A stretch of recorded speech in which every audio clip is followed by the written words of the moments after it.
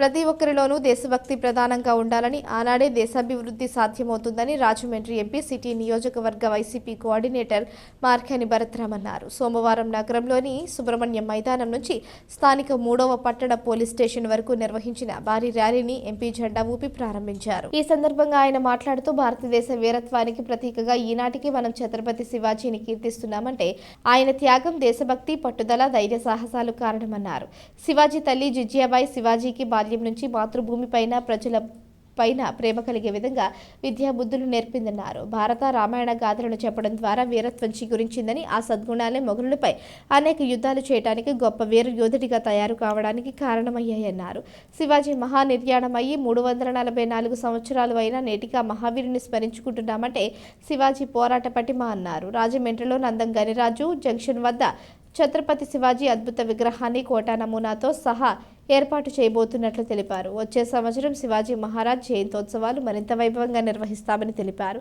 NHRP forum city president R Sanjay తదితరులు పాల్గొన్నారు. అందరికీ తెలుసా, ఉదయం ఛత్రపతి శివాజీ గారి యొక్క స్టాచ్యూ శంకుస్థాపన జరిగిందని అందరికీ తెలుసా?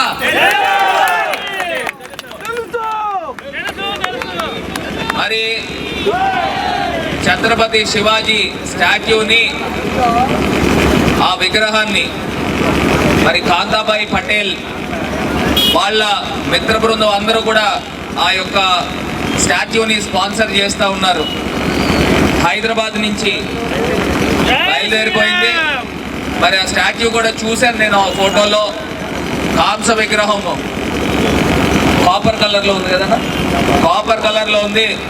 మరి ఆ యొక్క ప్రాంతానికి వన్నె తెచ్చే విధంగా ఆ యొక్క స్టాట్యూ ఉండబోతుంది. మరి ఆ స్టాట్యూ ఒక్కటే కాదు, ఆ స్టాట్యూతో పాటు ఆ పార్క్ని కూడా డెవలప్ చేస్తూ ఉన్నాం.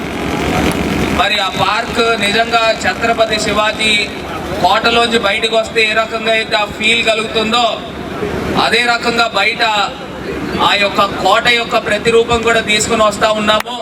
మరి ఛత్రపతి శివాజీ గారి యొక్క జయంతి ఉత్సవాలు ఇప్పుడు మనం ప్రారంభించిన దానికన్నా 10 రెట్లు ప్రతి సంవత్సరం కూడా జరుగుతుంది రాజమహేంద్రవరం గడ్డపైన. మరి ఈ రోజున ఈ ర్యాలీని దిగ్విజయంగా చేయాలని మరి శివాజీ యొక్క అభిమానులు, రోజు చాలా విశేషమైన రోజు. శివ జయంతి సందర్భంగా మేమందరూ ఈరోజు ఈ కార్యక్రమం ఊరేగింపుగా ఇక్కడ రావడానికి కారణం ఏంటంటే, అయోధ్యలో రామ మందిరం ఎలా కట్టారో రాజమండ్రిలో శివాజీ గారి కోట కట్టడం అన్నది ఇవాళ శంకుస్థాపన జరిగింది. మొన్న జరిగిన సభలో భరతరామ్ గారు ఏ విధంగా మాటిచ్చారో శివాజీ మహారాజ్ గారికి కోట కట్టడానికి స్థలాన్ని ఇస్తాను అని చెప్పి ఈరోజు పొద్దున్న ఆ స్థలాన్ని ఇచ్చి భూమి పూజ చేయడం జరిగింది. ఆయన స్థలం ఇచ్చి మా మీద ఇంకా బాధ్యత పెంచినవారు అయ్యారు. రాజమండ్రికి తగినట్టు ఇది రాజుల ఊరు, రాజమహేంద్రవరం అంటే రాజుల ఊరు అంటారు.